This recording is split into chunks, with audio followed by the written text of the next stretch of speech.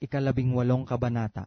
At sinalita niya sa kanila ang isang talinghaga, na sila'y dapat magsipanalangin lagi at huwag mangang lupaypay, na sinasabi, may isang hukom sa isang bayan na hindi natatakot sa Diyos at walang taong pinagpipitaganan.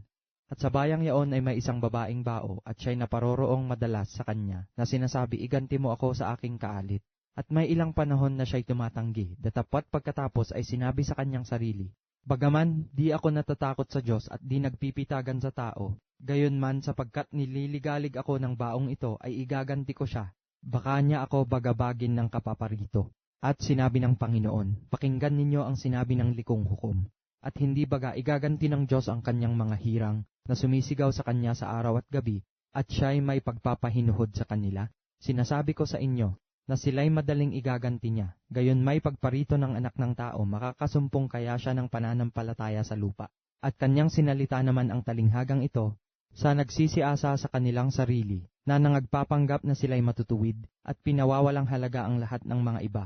May 2 lalaking nagsipanhik sa templo upang magsipanalangin, ang isa'y Fariseo at ang isa'y maniningil ng buwis. Ang Fariseo ay nakatayo at nanalangin sa kanyang sarili ng ganito, Diyos, pinasasalamatan kita na hindi ako gaya ng ibang mga tao, na mga manlulupig, mga liko, mga mapangalunya, o hindi man lamang gaya ng maniningil ng buwis na ito.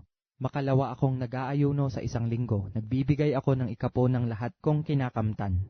Datapwat ang maniningil ng buwis, na nakatayo sa malayo, ay ayaw na itingin man lamang ang kanyang mga mata sa langit, kundi dinadagukan ang kanyang dibdib na sinasabi, Diyos, ikaw ay mahabag sa akin, na isang makasalanan.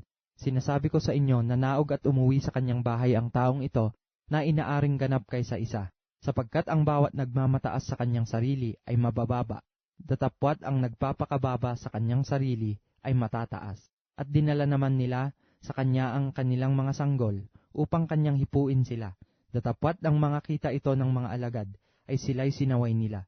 Datapwat pinalapit sila ni Jesus sa kanya na sinasabi, pabayaan ninyong magsilapit sa akin ng maliliit na bata, at huwag ninyo silang pagbawalan, pagkat sa mga ganito nauukol ang kaharian ng Diyos. Katotohanang sinasabi ko sa inyo, sino mang hindi tumanggap ng kaharian ng Diyos na gaya ng isang maliit na bata, ay hindi siya papasok doon sa anumang paraan. At tinanong siya ng isang pinuno na sinasabi, mabuting guro, anong gagawin ko upang magmana ng walang hanggang buhay? At sinabi sa kanya ni Jesus, bakit mo ako tinatawag na mabuti? Walang mabuti kundi isa, ang Diyos lamang. Talastas mo ang mga utos, huwag kang mangalungnya, huwag kang pumatay, huwag kang magnakaw, huwag kang sumaksi sa di katotohanan. Igalang mo ang iyong ama at ina. At sinabi niya, ginanap ko ang lahat ng mga bagay na ito buhat pa sa aking pagkabata. At nang marinig ito ni Jesus ay sinabi niya sa kanya, isang bagay pa ang kulang sa iyo. Ipagbili mo ang lahat mong tinatangkilik at ipamahagi mo sa mga dukha. At magkakaroon ka ng kayamanan sa langit at pumarito ka, sumunod ka sa akin. Datapwat nang marinig niya ang mga bagay na ito, siya'y namanglaw na lubha, sapagkat siya'y totoong mayaman. At sa pagmasid sa kanya ni Jesus ay sinabi, pagkahirap-hirap na makapasok sa kaharian ng Diyos ang mga may kayamanan. Sapagkat magaan pa sa isang kamelyo ang pumasok sa butas ng isang karayom, kaysa isang taong mayaman na pumasok sa kaharian ng Diyos.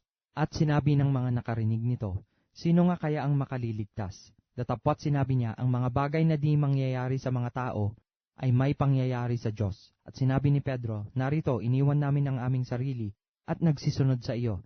At sinabi niya sa kanila, katotohanang sinasabi ko sa inyo, walang taong nag-iwan ng bahay o asawang babae, o mga kapatid o mga magulang, o mga anak dahil sa kaharian ng Diyos, na di tatanggap ng makapupong higit sa panahong ito at sa sanglibutang darating na walang hanggang buhay.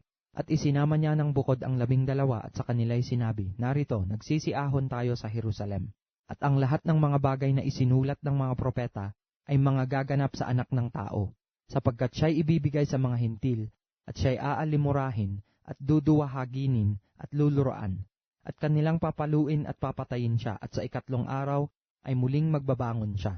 At wala silang napag-unawa sa mga bagay na ito, at ang sabing ito ay nalingid sa kanila, at hindi nila napagtalastas ang sinabi. At nangyari na, nang nalalapit na sila sa Jericho, isang bulag ay nakaupo sa tabi ng daan na nagpapalimos. At pagkarinig na nagdaraan ng maraming tao, ay itinanong niya kung ano ang ibig sabihin noon. At sinabi nila sa kanya na nagdaraan si Jesus na taga Nazaret. At siya'y nagsisigaw na sinasabi, Jesus, ikaw na anak ni David, mahabag ka sa akin. At siya'y sinaway ng nangasaunahan upang siya'y tumahimik. Datapwat siya'y lalong nagsisigaw, ikaw na anak ni David, mahabag ka sa akin. At si Jesus ay tumigil at ipinag-utos sa dalhin siya sa kanya.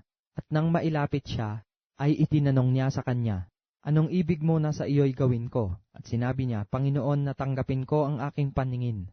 At sinabi sa kanya ni Jesus, tanggapin mo ang iyong paningin, pinagaling ka ng pananampalataya mo. At pagdakay tinanggap niya ang kanyang paningin at sumunod sa kanya, na niluluwalhati ang Diyos. At pagkakita nito ng buong bayan, ay nangagpuri sa Diyos.